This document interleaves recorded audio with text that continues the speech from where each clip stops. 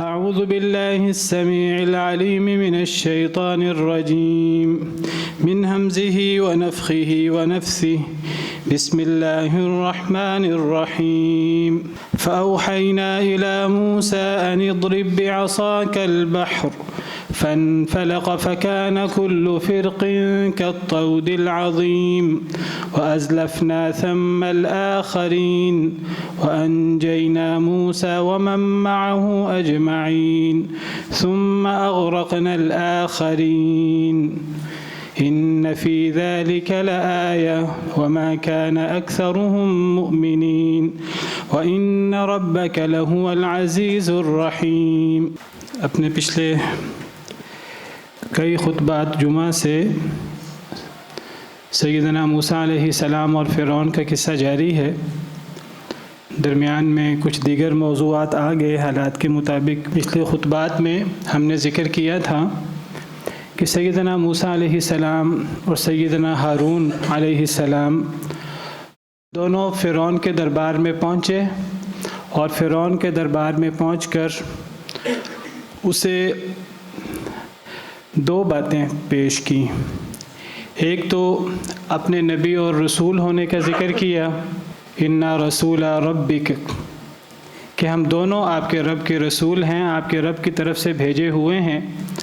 اللہ نے ہمیں بطور نبی رسول مقرر کیا ہے، لہٰذا آپ ہم پر ایمان لائیں، آپ اور آپ کی قوم، اور ہماری ہدایات پر عمل کریں۔ دوسرا مطالبہ جو پیش کیا تھا وہ یہ پیش کیا تھا کہ بنی اسرائیل کو اپنی غلامی سے نکال دیں۔ بنی اسرائیل پر جو آپ نے ظلم و ستم کے پہاڑ توڑے ہیں اس ظلم و ستم کو ختم کر دیں۔ یہ دو بڑے مطالبے تھے۔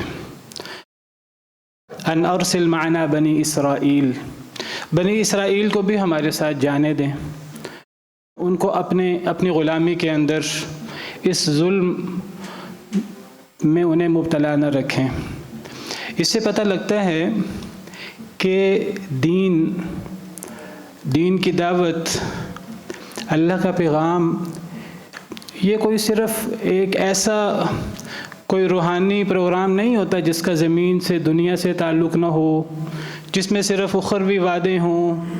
نہیں، یہ ایک عملی پیغام ہوتا ہے، ایک عملی ایک پورا طریقہ کار ہوتا ہے جس کا تعلق ہماری دنیا کی زندگی کے ساتھ بھی ہوتا ہے، اور یہ بھی بات ظاہر ہے کہ اس کا اصل تعلق آخرت کے ساتھ ہوتا ہے، کیونکہ ہمیں قرآن بتاتا ہے، ہمیں دین بتاتا ہے اصل زندگی آخرت کی زندگی ہے، اور جتنی بڑی وہ زندگی ہے ہمیشہ ہمیش کی، اور جتنی زیادہ اس میں نعمتیں ہیں اللہ کی باتیں ماننے والوں کے لیے، اور جتنا زیادہ اس میں سزا ہے اللہ کی نافرمانی کرنے والوں کے لیے، تو دنیا کا اس کے ساتھ کوئی مقابلہ نہیں ہے، اس لیے اس کو اہمیت زیادہ دی جاتی ہے، آخرت کی بات زیادہ ہوتی ہے۔ لیکن اس کا مطلب یہ نہیں ہے کہ دین کے اندر،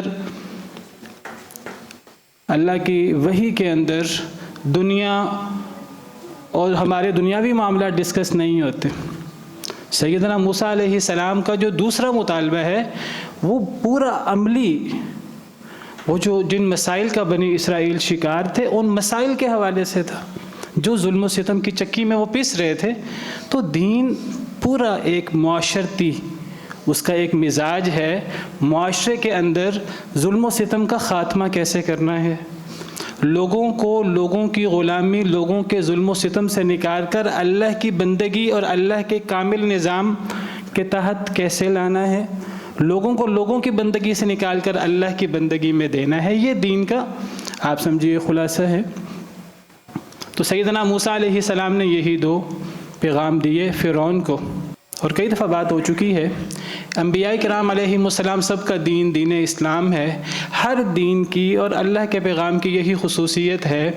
نبی کریم صلی اللہ علیہ وسلم کی سیرت طیبہ، قرآن کریم کا پیغام بھی یہی ہے، یہ ہمیں معاشرے سے کاٹتا نہیں ہے، یہ ہمیں معاشرے کے ساتھ جوڑتا ہے، ہمیں یہ دعوت نہیں دیتا قرآن یا نبی کریم صلی اللہ علیہ وسلم کی سنت کہ ہم معاشرے کو چھوڑ کر، لوگوں کو چھوڑ کر ہم کہیں پہاڑوں میں صحراؤں میں نکل جائیں اور وہاں جا کر اللہ کی عبادت کریں۔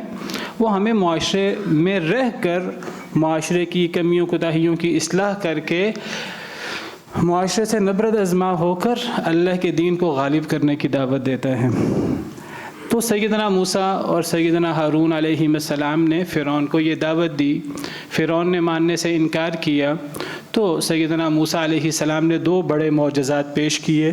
ایک، انہوں نے اپنا عصا زمین پہ ڈالا تو وہ سانپ بن گیا، اژدہا بن گیا، اور دوسرا انہوں نے بغل میں ہاتھ ڈالا، جب وہ ہاتھ نکالا تو وہ ہاتھ بالکل روشن، سفید، چمکتا ہوا ہاتھ بن گیا، لیکن وہ روشنی، سفیدی، وہ چمک، وہ کوئی بیماری والی روشنی، سفیدی نہیں تھی کہ جیسے کسی کو پھل بیری ہوئی ہو، کوئی بیماری نہیں تھی اس میں، من غیر سوء۔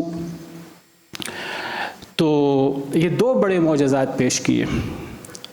اب فرعون کے پاس، درباریوں کے پاس ان معجزات کا کوئی جواب نہیں تھا، تو فرعون کہنے لگا، قال للملأ حوله ان هذا لساحر علیم يريد ان يخرجكم من ارضكم بسحره فماذا تأمرون۔ اب فرعون نے دیکھا کہ سیدنا موسیٰ علیہ السلام غالب آ رہے ہیں، اتنا بڑا معجزہ اللہ کے حکم سے انہوں نے پیش کیا ہے کہ میں یا میری قوم اس کا جواب نہیں دے سکتی۔ اب ذہین تو تھا، لیکن یہ ذہانت شیطانی ذہانت تھی۔ جو لوگ سردار ہوتے ہیں، کسی قوم پر حکمرانی کر رہے ہوتے ہیں، تو ان کے پاس یہ تیزی، چلاکی، مکاری تو ہوتی ہے، تو فوراً پینترا بدل کر کہنے لگا یہ اصل میں جادو ہے، یہ اصل میں شعبدہ بازی ہے۔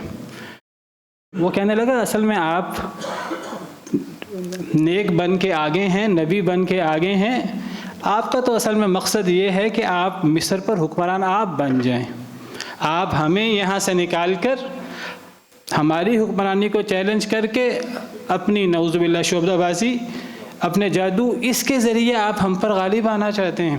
یرید ان یخرجکم من ارضکم بسحرہ، اے مصریو، اے اہل مصر، یہ تمہیں تمہاری زمین سے نکالنا چاہتا ہے اپنے جادو کے بل بوتے پر۔ فماذا تأمرون، اب تم کیا کہتے ہو، ہم اس کا کیا کریں؟ تو انہوں نے کہا قالوا ارجہ واخاہ وابعث فی المدائن حاشرین، انہوں نے کہا کہ اگر ہم سختی کریں گے ابھی، تو انہوں نے اتنا بڑا معجزہ، اصل میں تو وہ معجزہ تھا، وہ اس کو معجزہ نہیں مان رہے تھے، وہ اس کو جادو اور شعبدہ بازی کہہ رہے تھے، تو انہوں نے کہا اس کو مہلت دو، اور ٹھیک ہے اگر یہ پیش کر رہے ہیں تو ہم بھی اس کا جواب دیتے ہیں، ہمارے پاس بھی بڑے جادوگر ہیں۔ انہوں نے اس کو شعبدہ بازی باور کرایا، ان کو پتہ تھا یہ شعبدہ بازی نہیں ہے، لیکن انہوں نے کہا کہ یہ شعبدہ بازی ہے، جادو ہے۔ وہ کہنے لگے ہمارے پاس بڑے جادوگر ہیں، تو ہم تمام شہروں میں ہم بھیج کر ہم بھی جادوگر اکٹھے کر لیتے ہیں۔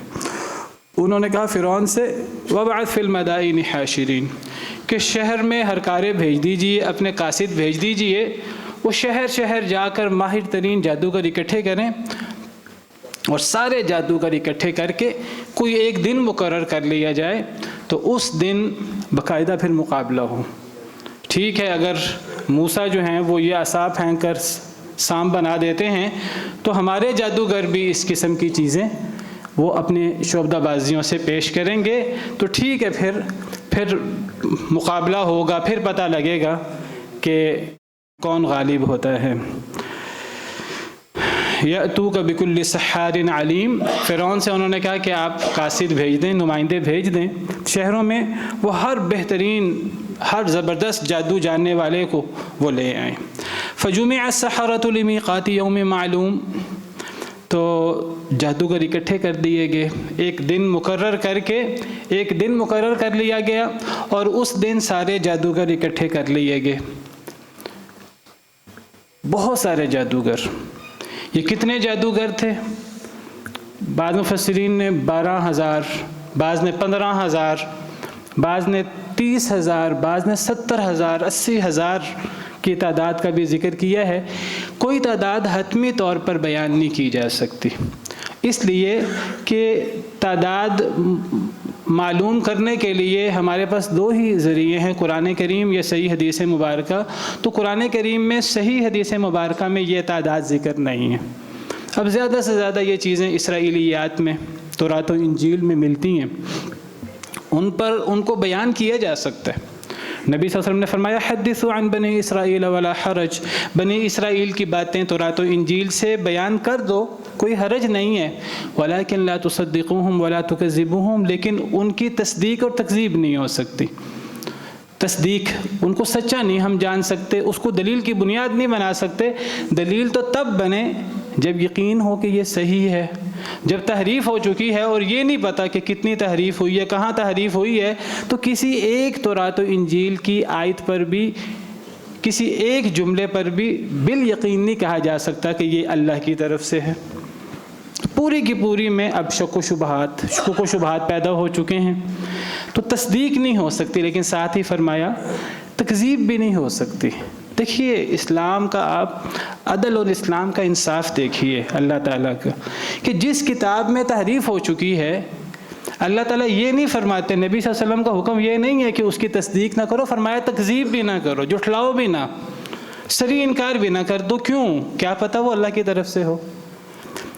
ساری تحریف نہیں ہوئی تو کیا پتہ کوئی بات ابھی وہ اصل بات باقی ہو، اور یہ بھی نہیں پتہ کہ کہاں تحریف ہوئی یا کہاں تحریف نہیں ہوئی، تو ایک جملہ بھی دلیل کے طور پہ پیش نہیں کیا جا سکتا، لیکن کسی ایک جملے کا صریح انکار بھی نہیں ہو سکتا۔ ہاں ایسی چیزوں کا صریح انکار کر دیا جائے گا تورات و انجیل کا جو ہماری کتاب و سنت کے صریح مخالف ہیں، ایسی چیزیں جس میں انبیاء کرام علیہم السلام پر الٹے سیدھے الزامات لگائے گئے ہیں کہ جی سیدنا نوح علیہ السلام انہوں نے تھوڑی سی شراب پی لی، سیدنا داؤد علیہ السلام نے وہ شادی کرنے کے لیے اپنے سپہ سالار کو معزول کر دیا، یہ کیا وہ کیا، حضرت یعقوب علیہ السلام کا اللہ سے مقابلہ ہوا، نعوذ باللہ، اس قسم کی باتیں تورات و انجیل میں موجود ہیں۔ انبیاء کرام علیہ السلام پر بڑے بڑے الزامات موجود ہیں، بڑی بڑی چیزیں تحریف کر کے شرک کیا اور اس قسم کی چیزیں ڈال دی گئی ہیں تورات و انجیل کے اندر۔ تو ایسی چیزیں جو کتاب و سنت کے صریح خلاف ہیں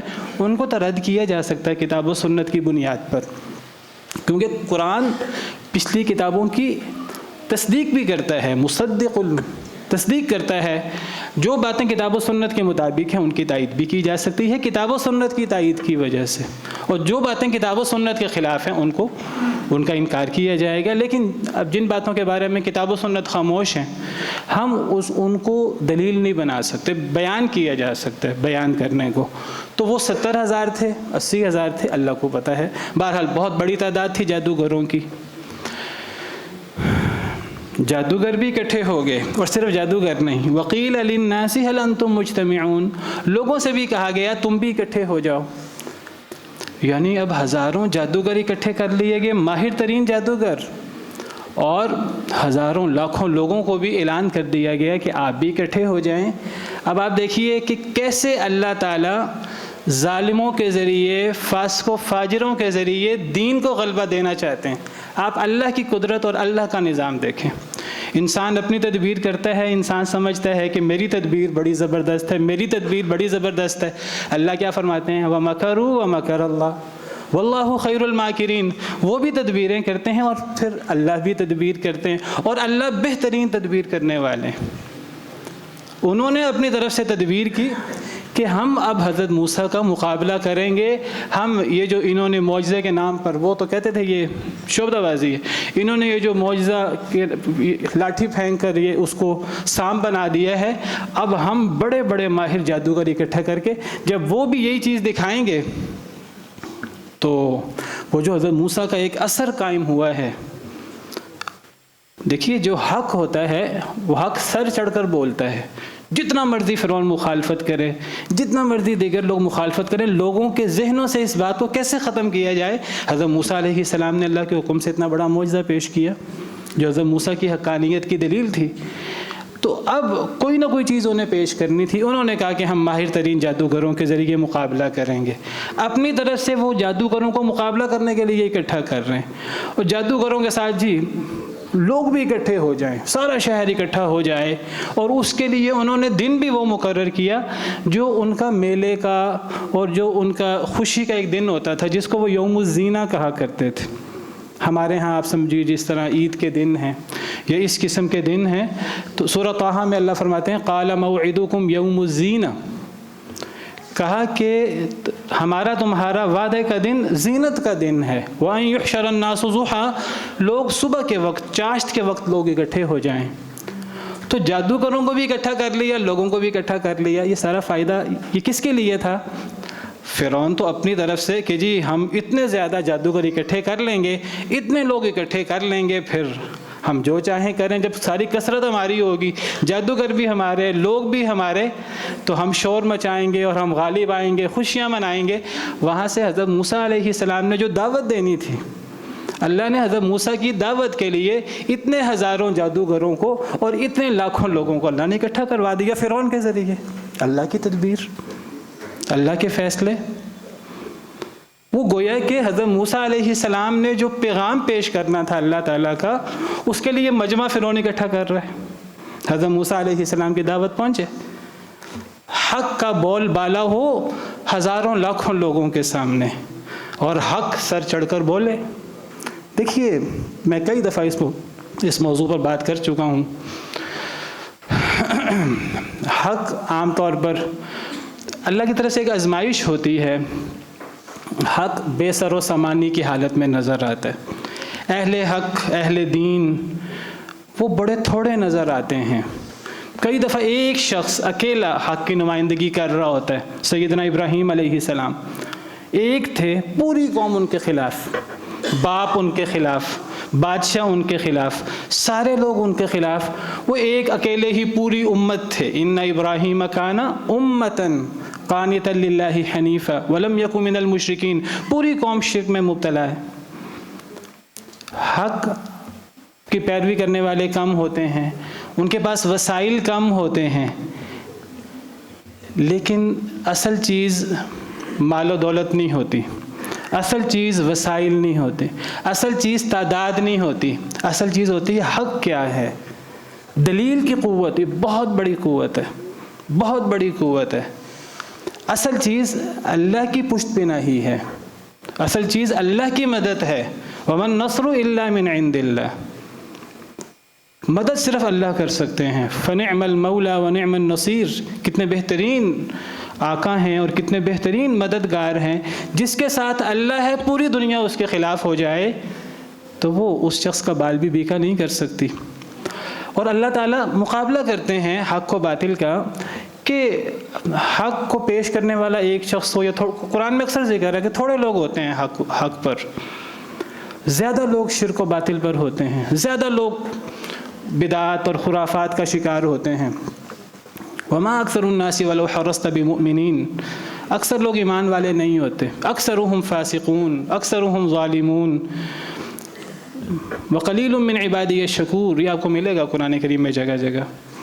لیکن جب حق کے ساتھ دلیل کی قوت ہوتی ہے، کتاب و سنت کے دلائل ہوتے ہیں، جب اس کی پشت پناہی اللہ کی طرف سے ہوتی ہے، تو آخر کار غالب حق کو آنا ہے، غالب دلیل کو آنا ہے، چاہے وسائل ہیں کہ نہیں، چاہے تعداد ہے کہ نہیں، چاہے اقتدار ہے کہ نہیں۔ اللہ تعالیٰ تو سورہ صف میں فرماتے ہیں، سورہ توبہ میں بھی، یریدون ان یطفئوا نور اللہ بافواہہم، یہ لوگ اللہ کے نور کو، اللہ کے دین کو، اللہ کے پیغام کو بجھانا چاہتے ہیں۔ کیسے بجھانا چاہتے ہیں؟ منہ سے پھونکے مار کر۔ یعنی اللہ تعالیٰ مثال دے کر بات سمجھاتے ہیں کہ اللہ کا میسیج، اللہ کا پیغام یہ ایسے ہے جیسے کہ ایک بہت بڑا الاؤ روشن ہے آگ کا، اور کچھ لوگ اس آگ کے الاؤ کو پھونک مار کر بجھانا چاہیں۔ ایک مثال ہے۔ حق چاہے چھوٹا نظر آ رہا ہے ہمیں دیکھنے میں، حق کو پیش کرنے والے کم نظر آ رہے ہیں، وہ کم نہیں ہیں۔ بات کرنے والے ایک شخص کو نہ دیکھیں، یہ نہ دیکھیں وہ کتنے لوگ ہیں، وہ حق ہے، وہ دلائل سے مزین ہے، اور وہ ایک بہت بڑا آپ سمجھیے الاؤ ہے۔ اب لاکھوں کا، کروڑوں کا مجمع ہو اس کے خلاف، وہ اگر سب مل کر اس ایک شخص کو، ان کم لوگوں کو دبانا چاہیں، نتیجتاً کیا ہوگا؟ آخر کار ان کی سب کوششیں، جتنی مرضی وہ کوشش کر لیں، جتنا مرضی وہ مال خرچ کر لیں، اس کی حیثیت منہ کی پھونک سے بڑھ کر نہیں ہے۔ وہ اللہ کے نور کو اپنی منہ کے پھونکوں سے بجھانا چاہتے ہیں. واللہ متم نورہ، اللہ نے اپنے نور کو پورا کر کے چھوڑنا ہے. ولو کرہ الکافرون، اگرچہ کافر ناپسند کرے. هو الذی ارسل رسولہ بالہدی ودین الحق، اللہ وہ ذات ہے جنہوں نے اپنے رسول کو ہدایت اور دین حق دے کر بھیجا. رسول اکیلا تھا جب دین لایا. لیظہرہ علی الدین کلہ، تاکہ وہ اس کو تمام ادیان پر غالب کر دے. ولو کرہ المشرکون، پہلے ولو کرہ الکافرون، آگے ولو کرہ المشرکون، اگرچہ مشرک ناپسند کیوں نہ کریں. اللہ فرماتے ہیں یہ کفار مشرکین ہمیشہ لوگ بھی اکٹھے کر لیتے ہیں، مال بھی بڑے اکٹھے کر لیتے ہیں تاکہ اللہ کے دین کو، اللہ کے میسج کو دبانے کی کوشش کریں. لیکن ان کا یہ مال خرچ کرنا، ان کی یہ ساری سازشیں، ان کی یہ ساری کوششیں، اللہ فرماتے ہیں جتنے اربوں خربوں کا مال خرچ کر لیں، جتنی کوششیں انہوں نے کرنی ہیں کر لیں، یہ ساری کوششیں کر کے، سارے مال خرچ کر کے حق کو مغلوب نہیں کر سکتے. قل للذین کفروا ستغلبون وتحشرون الی جہنم. مختصر سی آیت ہے، آدھی لائن کی، سورہ آل عمران کے شروع میں. اللہ فرماتے ہیں کافروں سے کہہ دیجئے اے اللہ کے نبی صلی اللہ علیہ وسلم، تمہارا دنیا اور آخرت میں کیا انجام ہے؟ ستغلبون، دنیا میں تم ہی مغلوب ہوگے. جتنی مرضی کوشش کر لو، جتنا مرضی مال خرچ کر لو، جتنی مرضی تعداد اکٹھی کر لو، تم ہی مغلوب ہوگے دنیا کے اندر. وتحشرون الی جہنم، اور آخرت میں جہنم میں تم ہی اکٹھے ہوگے، تمہیں ہی جہنم کے اندر بھڑکایا جائے گا. فبئس المہاد، وہ بہت برا ٹھکانہ ہے. ان الذین کفروا ينفقون اموالهم لیصدوا عن سبیل اللہ، سورہ انفال میں اللہ فرماتے ہیں کافر لوگ اپنے مال خرچ کرتے ہیں، اپنے مال، اپنی صلاحیتیں، سب کچھ وہ کوششیں کرتے ہیں اسلام کے خلاف. ان الذین کفروا ينفقون اموالهم، کافر اپنے مال خرچ کرتے ہیں لیصدوا عن سبیل اللہ، تاکہ اللہ کے راستے سے لوگوں کو روک دیں.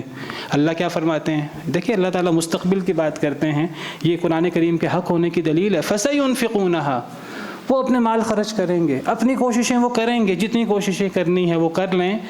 ثم تکون علیہم حسرتا، یہ مال خرچ کرنا ان کے لیے حسرت بن جائے گا، دنیا میں بھی اور آخرت میں بھی.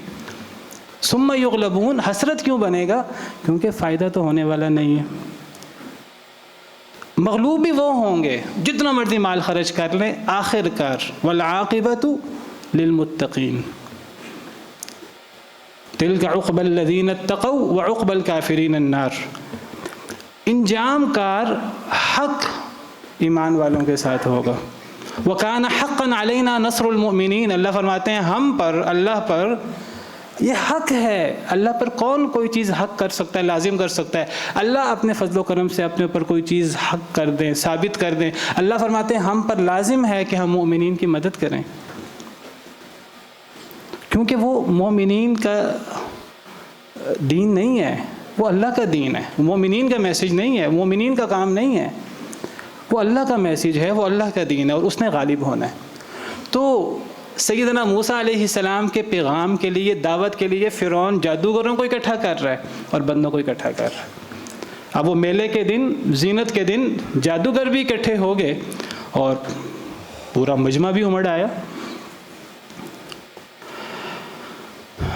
فلما جاء السحرة قالوا لفرعون أئن لنا لأجرا إن كنا نحن الغالبين.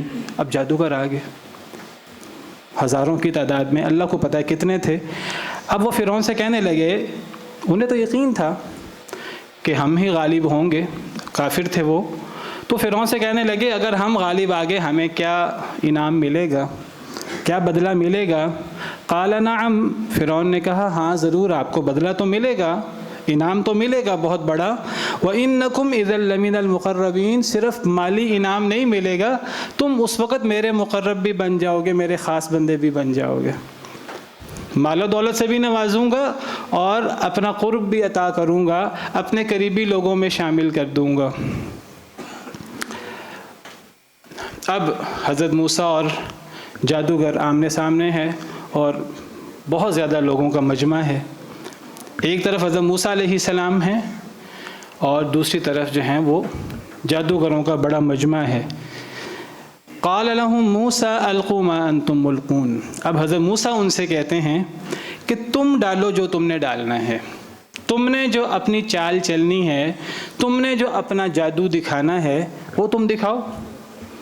اب اصل میں مقابلہ یہ ہونا تھا کہ سیدنا موسیٰ علیہ السلام جو چیز پیش کر رہے ہیں کیا وہ اسی طرح کا جادو ہے جس طرح جادوگر جادو کو پیش کرتے تھے؟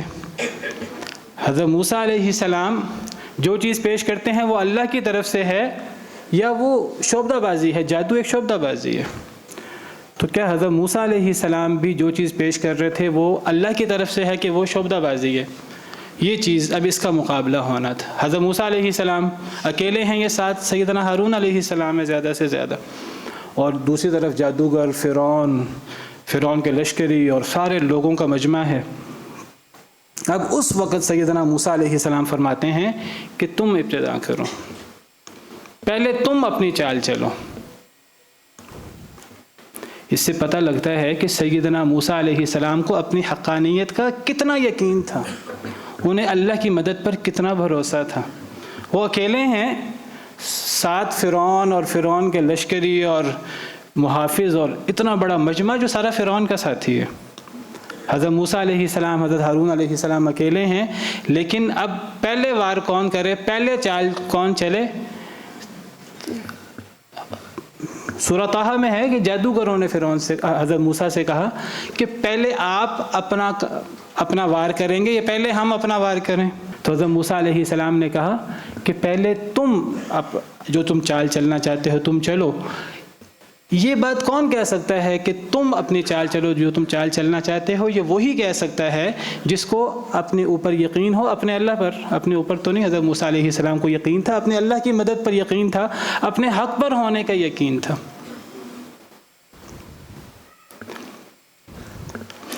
بعض علماء کہتے ہیں کہ حضرت موسیٰ علیہ السلام نے انہیں اس لیے کہا پہلے تم وار کرو، اس سے یہ میسج ملتا ہے کہ ہمیشہ حق و باطل کی کشمکش میں ظلم زیادتی پہل باطل کی طرف سے ہوتی ہے۔ حق تو دفاع کرتا ہے، اگر لڑائی ہوتی ہے کبھی، وہ لڑائی بھی اگر مسلمان جہاد کرتا ہے تو جہاد میں بھی پہل ظلم زیادتی کفار کی طرف سے ہوتی ہے۔ مسلمان تو دفاع کر رہا ہوتا ہے اپنا، اور وہ اپنے آپ کو یا لوگوں کے ظلم سے بچا رہا ہوتا ہے۔ اللہ تعالیٰ فرماتے ہیں اُذِنَ لِلَّذِينَ يُقَاتَلُونَ بِأَنَّهُمْ ظُلِمُوا وَإِنَّ اللَّهَ عَلَى نَصْرِهِمْ لَقَدِيرٌ۔ پہلے تو جہاد کی اجازت نہیں تھی، جواب دینے کی اجازت نہیں تھی مکہ میں، تو جب ہجرت ہو گئی تو اللہ نے فرمایا کہ اب ان لوگوں کو جن سے لڑا جاتا ہے ان کو اجازت دے دی گئی ہے کہ اب وہ جوابی کارروائی کر سکتے ہیں، اس لیے کہ ان پہ ظلم ہوا ہے، ان پہ زیادتی ہوئی ہے، بڑی زیادتی ان پر کی گئی ہے، ان پہ بڑے ظلم و ستم کے پہاڑ توڑے گئے ہیں۔ اب اللہ نے اجازت دے دی ہے کہ اب یہ جواب دیں۔ وَإِنَّ اللَّهَ عَلَى نَصْرِهِمْ لَقَدِيرٌ، اللہ ان کی مدد کرنے پر بھی قادر ہیں۔ الَّذِينَ أُخْرِجُوا مِن دِيَارِهِمْ بِغَيْرِ حَقٍّ إِلَّا أَن يَقُولُوا رَبُّنَا اللَّهُ، ان کو تو ان کے گھروں تک سے نکال دیا گیا بغیر حق کے، اور ان کا جرم کیا تھا؟ ان کا جرم صرف یہ تھا، یہ کہتے تھے ہمارا رب اللہ ہے، یہ اللہ کی بات کرتے تھے، دین اسلام کی بات کرتے تھے۔ تو پہل ظلم زیادتی کفار کی طرف سے ہوتی ہے، اسلام اس کا جواب دیتا ہے۔ اس کا مطلب یہ نہیں ہے، میں یہ نہیں کہتا کہ جہاد ہمیشہ دفاعی ہوتا ہے، جہاد اقدامی بھی ہوتا ہے، لیکن زیادتی جو ہے وہ کفار کی طرف سے عام طور پر ہوتی ہے۔ یہ میرا موضوع نہیں ہے، اس پر کبھی پھر بات کریں گے۔ تو حضرت موسیٰ علیہ السلام نے جادوگروں سے کہا کہ تم پہلے جو تم نے اپنا کاروائی ڈالنی ہے تم ڈالو۔ فَأَلْقَوْا حِبَالَهُمْ وَعِصِيَّهُمْ وَقَالُوا بِعِزَّةِ فِرْعَوْنَ إِنَّا لَنَحْنُ الْغَالِبُونَ۔ اللہ فرماتے ہیں فَأَلْقَوْا حِبَالَهُمْ، انہوں نے اپنی رسیاں ڈالیں جادوگروں نے، وَعِصِيَّهُمْ، اور اپنی لاٹھیاں۔ حبال حبل کی جمع ہے، حبل رسی کو کہتے ہیں۔ وَاعْتَصِمُوا بِحَبْلِ اللَّهِ جَمِيعًا، اللہ کی رسی یعنی قرآن کو مضبوطی سے پکڑ لو۔ تو حبل کی جمع حبال، وہ رسیاں ساتھ لائے تھے جادوگر، اپنی رسیاں۔ وَعِصِيَّهُمْ، عِصِی یہ جمع ہے عصا کی، ان کے ساتھ لاٹھیاں بھی تھیں اور ان کے ساتھ رسیاں بھی تھیں، تو انہوں نے اپنی رسیاں اور اپنی لاٹھیاں زمین پہ پھینکیں۔ وَقَالُوا بِعِزَّةِ فِرْعَوْنَ، اور انہوں نے کہا کہ فرعون کی عزت کی قسم، إِنَّا لَنَحْنُ الْغَالِبُونَ، بے شک ہم ہی غالب آئیں گے۔ یعنی وہ فرعون کے ساتھی تھے اور وہ فرعون کی طرف سے آئے تھے، وہ باطل کی پشت پناہی کرنے آئے تھے اور ان کو اپنے غلبے کا یقین تھا کہ وہ تعداد میں بھی اتنے زیادہ تھے، اپنے جادو اپنی شعبدہ بازی پر بھی انہیں یقین تھا کہ ہم لوگوں کو شعبدہ بازی، ہم لوگوں کو دھوکے میں، سحر میں مبتلا کر سکتے ہیں۔ جادو جو ہے یہ ایک شعبدہ بازی ہوتی ہے، یہ بات یاد رکھیے۔ دھوکہ ہوتا ہے، یا تو ہاتھ کی صفائی ہوتی ہے، یا آنکھوں پر جادو ہوتا ہے، چیز حقیقت میں کچھ ہوتی ہے، کچھ نظر آ رہی ہوتی ہے، یا اس کے اندر پیچھے جنوں کی، شیطانوں کی کارروائی ہوتی ہے۔ یہ بات یاد رکھیے، جادو سے چیزوں کی حقیقتیں نہیں بدلتی۔ جادوگر جو بھی کرتا ہے وہ شعبدہ بازی ہوتی ہے۔ لوگوں کی آنکھوں پر جادو ہوتا ہے، ہاتھ کی صفائی ہوتی ہے، دھوکے ہوتے ہیں، شعبدہ بازیاں ہوتی ہیں جادو میں ہمیشہ۔ تو انہوں نے اب اپنی رسیاں اور لاٹھیاں ڈالیں، فرعون کی عزت کی قسم کھا کر کہا، فرعون کو اپنا رب سمجھتے تھے، فرعون اپنے آپ کو انا ربکم الاعلی کہا کرتا تھا، تو فرعون کی قسم کھائی، فرعون کی عزت کی قسم کھائی اور کہا کہ ہم ہی غالب آئیں گے۔ ان کا حضرت موسیٰ کے ساتھ کوئی رابطہ نہیں تھا پہلے، وہ جو فرعون نے بعد میں الزام لگایا کہ تم تو اصل میں ایک ہی تھے آپس میں، وہ تو فرعون کی عزت کی قسم کھا کر اور اپنے غلبے کی یقین کے ساتھ بات کر رہے ہیں کہ ہم غالب آئیں گے۔ حضرت موسیٰ علیہ السلام سے ان کا کوئی رابطہ نہیں تھا۔ تو انہوں نے اپنی لاٹھیاں اور اپنی رسیاں ڈالیں۔ جب انہوں نے اپنی لاٹھیاں اور رسیاں ڈالیں تو قرآن کہتا ہے سحروا اعین الناس، انہوں نے لوگوں کی آنکھوں پر جادو کر دیا۔ اب لوگوں کو کیا محسوس ہوتا تھا؟ لوگوں کو محسوس یہ ہوتا تھا کہ یہ لاٹھیاں اور رسیاں جو زمین پہ پڑی ہوئی ہیں، یہ لاٹھیاں اور رسیاں نہیں ہیں، یہ سانپ ہیں جو حرکت کر رہے ہیں۔ اور یہ بات صرف لوگوں کو محسوس نہیں ہوئی، جو سارا مجمع تھا ان سب کو، وہ جو جادوگروں نے لاٹھیاں اور رسیاں پھینکی تھیں وہ انہیں حرکت کرتے نظر آ رہی تھیں۔ اور صرف یہ معاملہ لوگوں کا نہیں تھا، سیدنا موسیٰ علیہ السلام کو بھی وہ لاٹھیاں اور رسیاں سانپ ہی نظر آ رہے تھے۔ سورہ طٰہٰ میں اللہ تعالیٰ صراحت کے ساتھ فرماتے ہیں فَإِذَا حِبَالُهُمْ وَعِصِيُّهُمْ يُخَيَّلُ إِلَيْهِ مِنْ سِحْرِهِمْ أَنَّهَا تَسْعَىٰ، کہ جب جادوگروں نے اپنی لاٹھیاں اور رسیاں پھینکیں تو حضرت موسیٰ علیہ السلام کو خیال آ رہا تھا، حضرت موسیٰ علیہ السلام کو یہ محسوس ہو رہا تھا ان کے جادو کی وجہ سے کہ یہ حرکت کر رہی ہیں لاٹھیاں اور رسیاں، یعنی صرف لوگوں کو وہ لاٹھیاں اور رسیاں سانپ نظر نہیں آئے، حضرت موسیٰ کو بھی ایسا محسوس ہوا کہ وہ سانپ ہیں، وہ حرکت کر رہے ہیں۔ اور اللہ فرماتے ہیں فَأَوْجَسَ فِي نَفْسِهِ خِيفَةً مُوسَىٰ، اب جب حضرت موسیٰ علیہ السلام نے دیکھا کہ میں نے جو چیز بطور معجزہ فرعون کے دربار میں پیش کی تھی، اور آج بھی یہی امکان تھا کہ حضرت موسیٰ علیہ السلام وہ لاٹھی ڈالیں گے اور وہ لاٹھی سانپ بنے گا، جو چیز حضرت موسیٰ نے پیش کرنی تھی وہی چیز ہزاروں جادوگروں نے بیک وقت پیش کر دی۔ ظاہراً دونوں ایک جیسی چیزیں، حضرت موسیٰ بھی عصا ڈالتے تھے سانپ بن جاتا تھا، جادوگروں نے بھی لاٹھیاں، انہوں نے لاٹھیوں کے ساتھ رسیاں ڈالیں، لاٹھیاں بھی سانپ نظر آ رہی ہیں لوگوں کو بھی، حضرت موسیٰ کو بھی، اور رسیاں بھی، وہ بھی سانپ نظر آ رہی ہیں لوگوں کو، حضرت موسیٰ کو بھی۔ اب ایک دفعہ تو حضرت موسیٰ علیہ السلام خوف زدہ ہو گئے، قرآن کہتا ہے فَأَوْجَسَ فِي نَفْسِهِ خِيفَةً مُوسَىٰ، موسیٰ علیہ السلام نے خوف محسوس کیا کہ یہ وہی چیز جو میں نے پیش کی ہے، میں نے تو اللہ کی طرف سے پیش کی ہے، حضرت موسیٰ تو کوئی سحر، کوئی شعبدہ بازی نہیں کر رہے تھے، وہ تو اللہ کی طرف سے وہ لاٹھی ڈالتے تھے، وہ لاٹھی حقیقت میں سانپ بن جاتی تھی، وہ کوئی آنکھوں پر کوئی اثر نہیں ہوتا تھا، وہ کوئی لوگوں کو خیال نہیں گزرتا تھا کہ یہ لاٹھی نہیں ہے سانپ ہے، وہ حقیقت میں لاٹھی ہوتی تھی، نہیں، وہ حقیقت میں سانپ بنتی تھی۔ لیکن اب جادوگروں نے وہی چیز بطور شعبدہ بازی پیش کر دی، وہ لاٹھیاں اور رسیاں سانپ نہیں بنی تھیں جادوگروں کی، وہ تھیں لاٹھیاں اور رسیاں لوگوں کو سانپ نظر آ رہے تھے، آنکھوں پر جادو تھا۔ قرآن کہتا ہے وَجَاءُوا بِسِحْرٍ عَظِيمٍ، بہت بڑا جادو پیش کیا انہوں نے۔ اب ظاہراً لوگوں کے لیے حضرت موسیٰ کا معجزہ جو فرعون کے دربار میں انہوں نے پیش کیا، اور جادوگروں نے جو اپنا جادو اور اپنی شعبدہ بازی پیش کی، ظاہراً تو یہ ایک چیز ہے۔ حضرت موسیٰ علیہ السلام بھی پریشان ہو گئے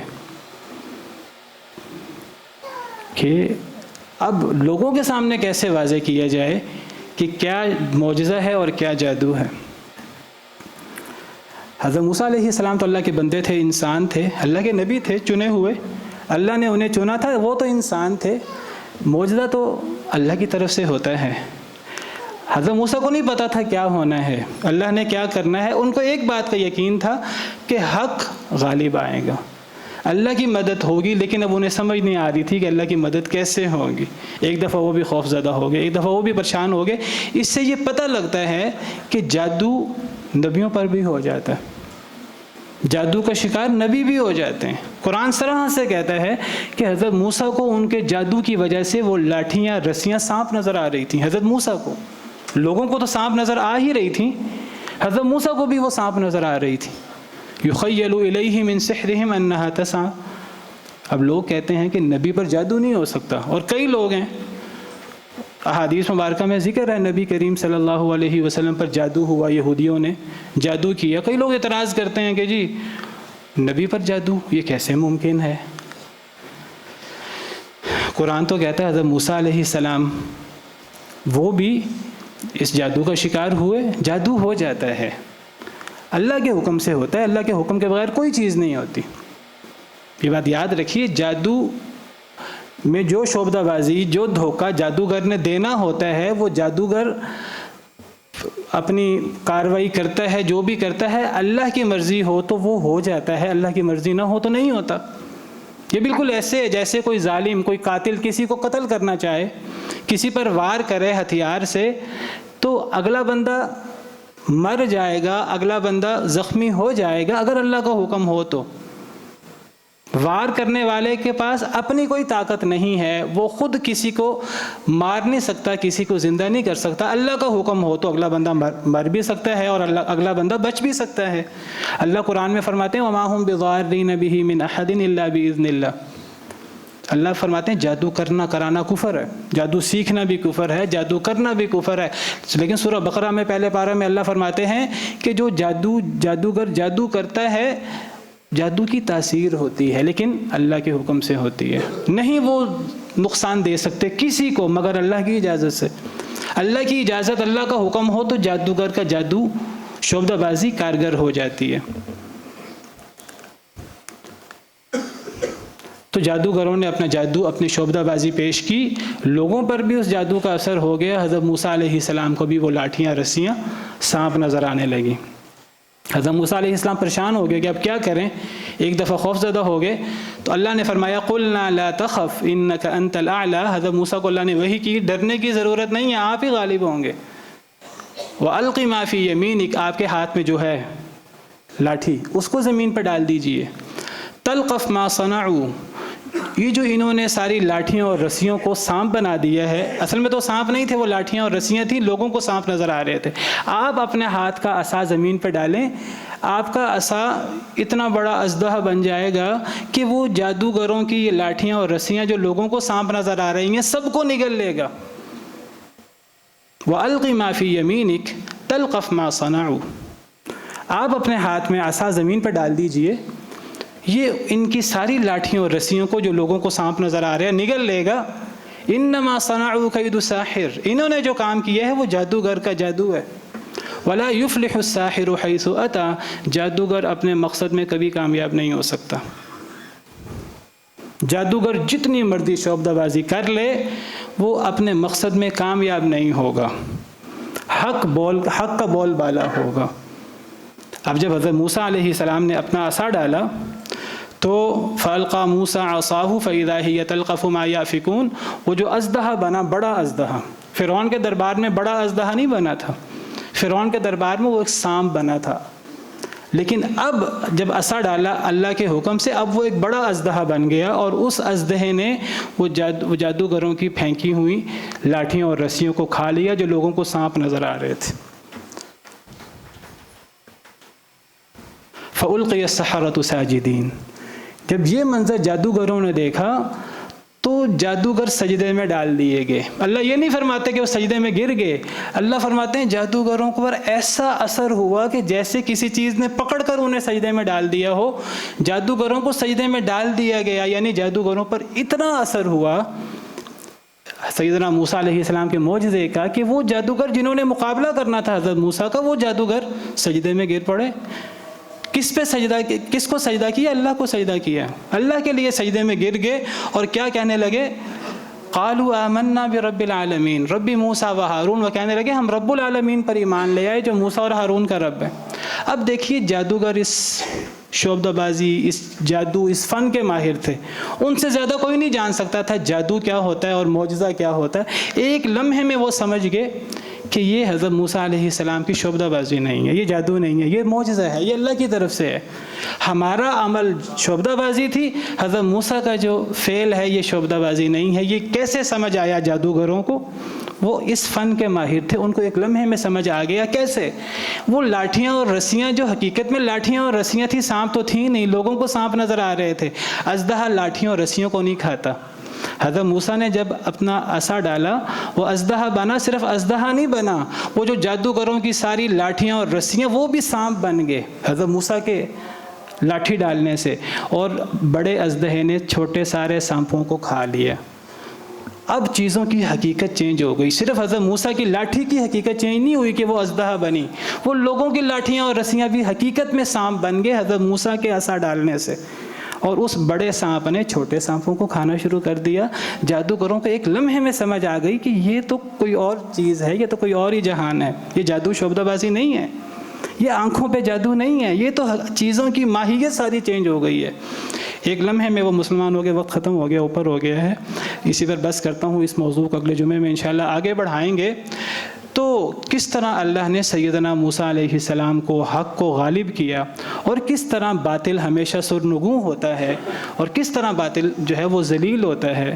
باطل ہمیں دور سے چمکتا ہوا نظر آتا ہے، بڑا پھولا نظر آتا ہے، بڑی اس کی چمک نظر آتی ہے، شان و شوکت نظر آتی ہے، لیکن وہ حقیقت میں جھاگ کی طرح ہوتا ہے، وہ جھاگ جو سوکھ کر اڑ جائے، اور جو چیز حق ہوتی ہے اس کو بقا ہوتی ہے، اور باطل ہمیشہ جو ہے وہ شکست کا شکار ہوتا ہے۔ اللہ تعالی ہمیں حق کو سمجھنے کی اور حق کا ساتھ دینے کی توفیق عطا فرمائے۔ وآخر دعوانا الحمد للہ رب العالمین۔